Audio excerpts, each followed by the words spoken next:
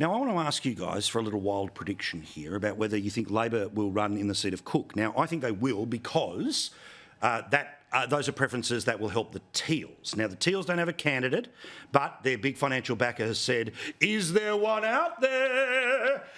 Which we know will eventually, echo through the ABC and such. So just simply, do you think Labor runs, or because there's no chance of winning the seat, they don't get involved at all? Because the PM seemed to make it clear that the pre-selection of a bloke was a bad thing. So the teal dog whistle went out, or dare I say, the chihuahua whistle went out, the puppy whistle went out.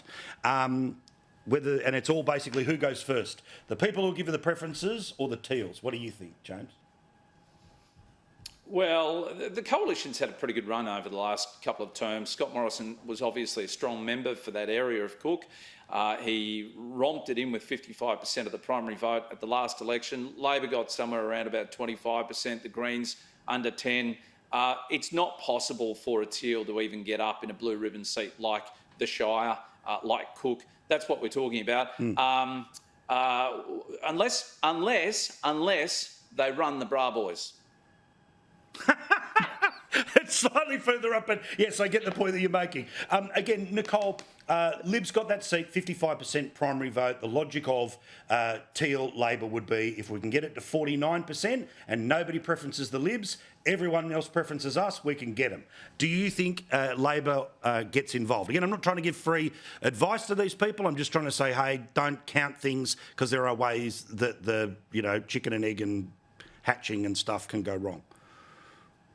Yeah, well, I mean, I don't know that they want to test their vote again, do they? They've just survived Dunkley, and I also think, they're going to have, given the result in Dunkley, they've got a lot of challenges on their hand around the nation in terms of other seats that they're going to need to fund. So I don't think that they'll probably waste their time and their money on running a campaign in Cook, because the Dunkley result says Labor needs to be focusing on all of their marginal seats very, very closely.